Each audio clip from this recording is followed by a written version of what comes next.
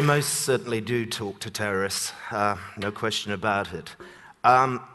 We are at war with a new form of terrorism. It's sort of the good old traditional form of terrorism, but it's sort of been packaged for the 21st century. One of the big things about countering terrorism is how do you perceive it? Because perception leads to your response to it. So if you have a traditional perception of terrorism, it would be that it's one of criminality, one of war. So how are you going to respond to it? Naturally, it will follow that you meet kind with kind. You fight it. If you have a more modernist approach and your perception of terrorism is almost cause and effect, then naturally from that, the responses that come out of it are much more asymmetrical. We live in a modern global world. Terrorists have actually adapted to it. It's something we have to too. And that means the people who are working on counter-terrorism responses have to start, in effect, putting on their Google-tinted glasses or whatever. For my part, what I wanted us to do was just to look at terrorism as though it was a global brand, say Coca-Cola. Both are fairly bad for your health. If you look at it as a brand in those ways, what you'll come to realize is it's a pretty flawed product. As we've said, it's pretty bad for your health. It's bad for those who it affects, and it's not actually good if you're a suicide bomber either. It doesn't actually do what it says on the tin. You're not really going to get 72 virgins in heaven. It's not going to happen, I don't think. And you're not really going to, in the 80s, end capitalism by supporting one of these groups. It's a load of nonsense. But what you realize, it's got an Achilles heel. The brand has an Achilles heel. We've mentioned the health, but it needs consumers to buy into it. The consumers it needs are the terrorist constituency. They're the people who buy into the brand, support them, facilitate them. And they're the people we've got to reach out to. We've got to attack that brand in front of them. There's two essential ways of doing that if we carry on this brand theme. One is reducing their market. What I mean is, it's their brand against our brand. We've got to compete. We've got to show we're a better product. If I'm trying to show we're a better product, I probably wouldn't do things like Guantanamo Bay. We've talked there about curtailing the underlying need for the product itself. You could be looking there at poverty, injustice, all those sorts of things which feed terrorism. The other thing to do is to knock the product. Attack the brand myth, as we've said. You know, there's nothing heroic about killing a young kid. Perhaps we need to focus on that and get that message back across. We've got to reveal the dangers in the product. Our target audience, it's not just the producers of terrorism, as I've said, the terrorists. It's not just the marketeers of terrorism, which is those who finance, those who facilitate it, but it's the consumers of terrorism. We've got to get into those homelands. That's where they recruit from. That's where they get their power and strength. That's where their consumers come from. And we have to get our messaging in there. So the essentials are, we've got to have interaction in those areas with the terrorists, the facilitators, etc. We've got to engage, we've got to educate, and we've got to have dialogue. Now, staying on this brand thing for just a few more seconds, think about delivery mechanisms. How are we going to do these attacks? Well, reducing the market is really one for governments and civil society. We've got to show we're better, we've got to show our values, we've got to practice what we preach. But when it comes to knocking the brand, if the terrorists are Coca-Cola and we're Pepsi, I don't think, being Pepsi, anything we say about Coca-Cola, anyone's going to believe us. So we've got to find a different mechanism. And one of the best mechanisms I've ever come across is the victims of terrorism. They are somebody who can actually stand there and say, this product's crap. I had it and I was sick for days. It burnt my hand, whatever. You believe them. You can see their scars. You trust them. But whether it's victims, whether it's governments, NGOs, or even the Queen yesterday in Northern Ireland, we have to interact and engage with those different layers of terrorism. And in effect, we do have to have a little dance with the devil. This is my favorite part of my speech. I wanted to blow you all up to try and make a point, but Ted, for health and safety reasons, have told me I've got to do a countdown. So I feel like a bit of an Irish or sort of Jewish terrorist, sort of a health and safety terrorist, and I've got to count 3, 2, 1, and it's a bit alarming. I was thinking of what my motto would be, and it would be body parts, not heart attacks. So 3, 2, 1. Very good. Now, lady in 15J was a suicide bomber amongst us all. We're all victims of terrorism. There's 625 of us in this room. We're going to be scarred for life. There was a father and a son sat in that seat over there. The son's dead, the father lives. The father will probably kick himself for years to come that he didn't take that seat instead of his kid. He's going to take to alcohol, and he's probably going to kill himself in 3 years. That's the stats. There's a very young, attractive lady over here, and she has something which I think is the worst form of psychological, physical injury I've ever seen out of a suicide bombing. It's human shrapnel. What it means is, when she's sat in a restaurant in years to come, 10 years to come, 15 years to come, or she's on the beach, every so often she's going to start rubbing her skin. And out of there will come a piece of that shrapnel. And that is a hard thing for the head to take. There's a lady over there as well who lost her legs in this bombing. She's going to find out that she gets a pitiful amount of money off our government for looking after what's happened to her. She had a daughter who was going to go to one of the best universities. She's going to give up university to look after mum. We're all here, and all of those who watch it, are going to be traumatized by this event. But all of you here who are victims are going to learn some hard truths. That is our society. We sympathize, but after a while, we start to ignore. We don't do enough as society. We do not look after our victims, and we do not enable them. And what I'm going to try and show is that actually victims are the best weapon we have against more terrorism. How would the government at the turn of millennium approach today?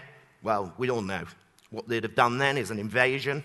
If the suicide bomber was for Wales, good luck to Wales, I'd say.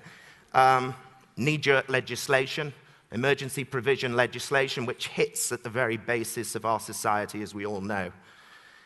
It's a mistake. We're going to drive prejudice throughout Edinburgh, throughout the UK, for Welsh people.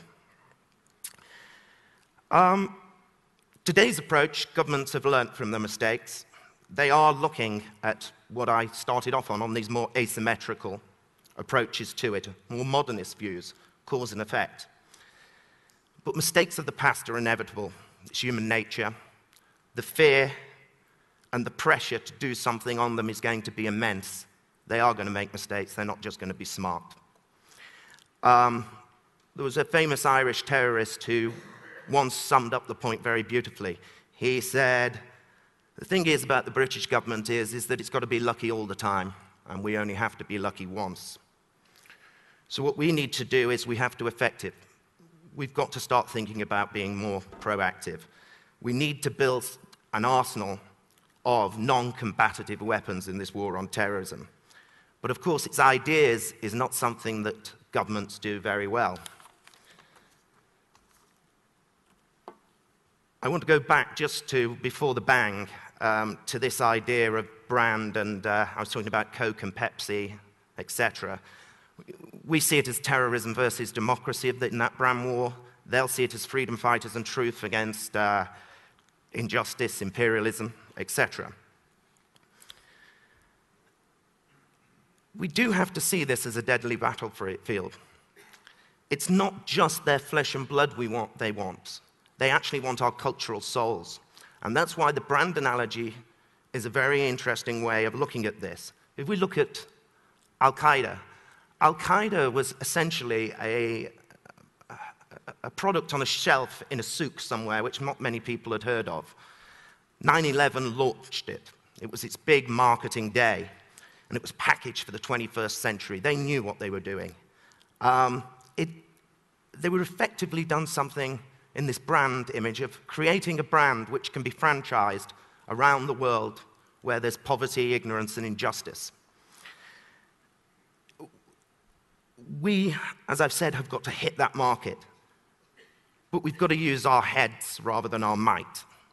If we perceive it in this way as a brand or other ways of thinking it like this, we will not resolve or counter terrorism. What I'd like to do is just briefly go through a few examples from my work on areas where we try and approach these things differently. The first one has been dubbed lawfare, for want of a better word. When we originally looked at bringing civil actions against terrorists, everyone thought we were a bit mad and mavericks and crackpots. Now it's got a title, everyone's doing it. There's a bomb, people start suing. But one of the first early cases on this was the Omar bombing. Civil action was brought from 1998. In Omar, bomb went off, real IRA, middle of a peace process. That meant that the culprits couldn't really be prosecuted for lots of reasons, mostly to do with the peace process and what was going on, the greater good. It also meant then, if you can imagine this, that the people who bombed your children and your husbands were walking around the supermarket that you lived in. Some of those victims said enough is enough. We brought a private action. And thank God, 10 years later, we actually won it. There is a slight appeal on at the moment, so I have to be a bit careful, but fairly confident. Why was it effective? It was effective not just because justice was seen to be done where there was a huge void. It was because the real IRA and other terrorist groups, their whole strength is from the fact that they are an underdog. When we put the victims as the underdog and flipped it, they didn't know what to do. They were embarrassed, their recruitment went down, the bombs actually stopped, fact, because of this action. We became, or those victims became, more importantly, a ghost that haunted the terrorist organization. There's other examples. We have a case called Amog, which is to do with a bank that was allegedly, from our point of view, giving rewards to suicide bombers. Just by bringing the very action, that bank has stopped doing it. And indeed, the powers that be around the world, which for realpolitik reasons before couldn't actually deal with this issue because there was lots of competing interests, have actually closed down those loopholes in the banking system. There's another case called the McDonald case, where some victims of Semtex, of the provisional IRA bombings, which was supplied by Gaddafi, sued. And that action has led to amazing things for New Libya. New Libya have been compassionate towards those victims and started taking it. So it started a whole new dialogue there. But the problem is, we need more and more support for these ideas and cases. Civil affairs and civil society initiatives. A good one is in Somalia. There's a war on piracy. If anyone thinks you can have a war on piracy like a war on terrorism and beat it, you're wrong. What we're trying to do there is turn pirates to fishermen. They used to be fishermen, of course, but we stole their fish and dumped a load of toxic waste in their water. So what we're trying to do is create security and employment by bringing a coast guard along with the fisheries industry. And I can guarantee you, as that builds, Al-Shabaab and such likes will not have the poverty and injustice any longer to prey on those people. These initiatives cost less than a missile, and certainly less than any soldier's life. But more importantly, it takes the war to their homelands and not onto our shore. And we're looking at the causes. The last one I wanted to talk about was dialogue. The advantage of dialogue are obvious. Self-educates both sides, enables a better understanding, reveals the strengths and weaknesses, and yes, like some of the speakers before, the shared vulnerability does lead to trust. And it does then become, that process, part of normalization. But it's not an easy road. After the bomb, the victims are not into this. There's practical problems. It's politically risky for the protagonists and for the interlocutors. On one occasion, I was doing it. Every time I did a point that they didn't like, they actually threw stones at me. And when I did a point they liked, they started shooting in the air. Equally, not great. Whatever the point, gets to the heart of the problem, you're doing it. You're talking to them. Now, I just want to end with saying, if we follow reason, we realize that, I think we'd all say that we want to have a perception of terrorism which is not just a pure military perception of it. We need to foster more modern and asymmetrical responses to it. This isn't about being soft on terrorism. It's about fighting them on contemporary battlefields. We must foster innovation, as I've said. Governments are receptive. It won't come from those dusty corridors. The private sector has a role.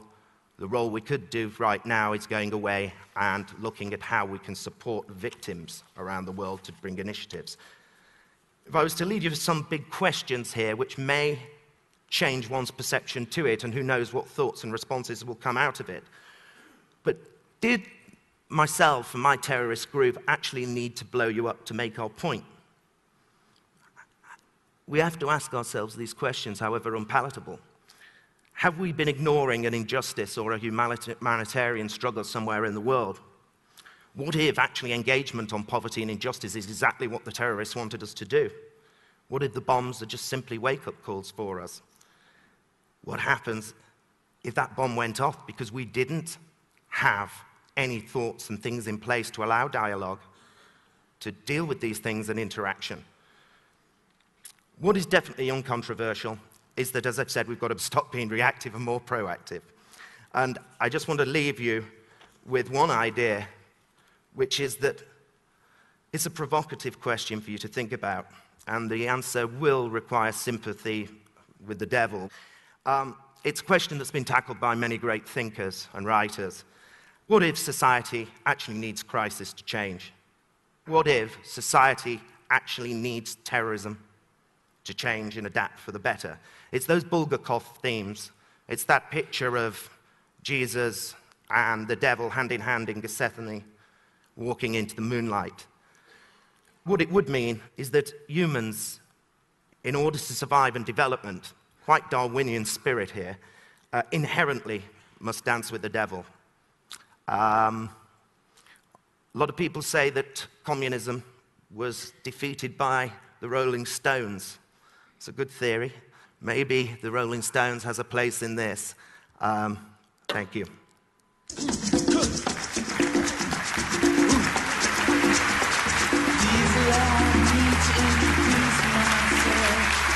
Thank you.